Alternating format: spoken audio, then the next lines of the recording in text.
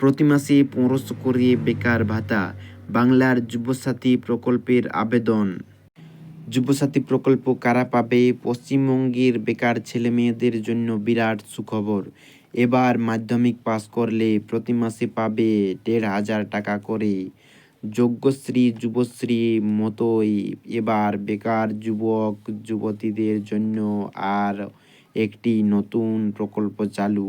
তবে এই টাকা পেতে হলে যোগ্য প্রার্থীদের আবেদন করতে হবে।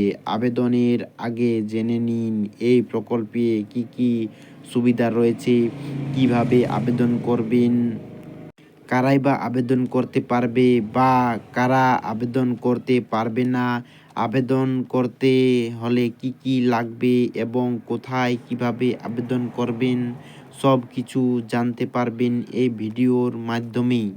ভিডিওটি যদি ভালো লেগে থাকে তো অবশ্যই একটি লাইক প্রদান করো এবং চ্যানেলটিকে সাবস্ক্রাইব করে রাখো এমনই নিত্য নতুন আপডেট সর্বপ্রথম পাওয়ার জন্য। যুবসাথী প্রকল্পের সুবিধা।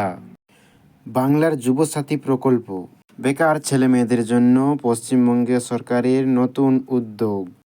এই প্রকল্পের মাধ্যমে চাকরি না পাওয়া মাধ্যমিক বেকার ছেলেমেয়েদের জন্য পশ্চিমবঙ্গ সরকার প্রতি মাসে ১৫০০ টাকা করে দেবে। ১৬ ফেব্রুয়ারি থেকে ২৮ ফেব্রুয়ারি পর্যন্ত আবেদন চলবে এবং ১ এপ্রিল থেকে যুবসাথী প্রকল্পের টাকা দেওয়া শুরু হবে। কারা আবেদন করতে পারবে জানেন? ২১ বছর থেকে ৪০ বছর বয়সী বেকার যুবক যুবতীরা এই প্রকল্পের জন্য আবেদন করতে পারবে। এর জন্য ন্যূনতম শিক্ষাগত যোগ্যতা হলো মাধ্যমিক পাস। তবে যারা ইতিমধ্যে অন্য কোনো প্রকল্পের আর্থিক সুবিধা যেমন যুবশ্রী প্রকল্প, লক্ষ্মীর ভাণ্ডার, কৃষক বন্ধু ইত্যাদির টাকা পেয়েছেন তারা কিন্তু এই প্রকল্পের জন্য আবেদন করতে পারবেন না।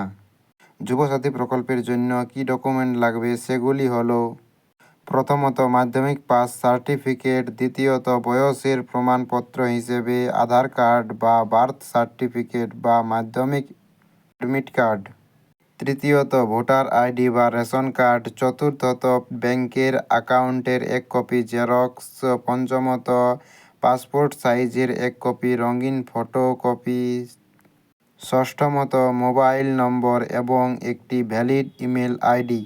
যুবসাথী প্রকল্পের জন্য আবেদন কোথায় জমা দেবেন তা হলো: দুয়ারে সরকারের মতোই প্রতিটি বুথে একটি করে ক্যাম্প বসবে। সেই ক্যাম্পে যুবসাথী প্রকল্পের আবেদনপত্র জমা নেওয়া হবে। ভিডিওটির আপডেটগুলি ছিল এই পর্যন্তই। দেখা হচ্ছে নেক্সট ভিডিওতে।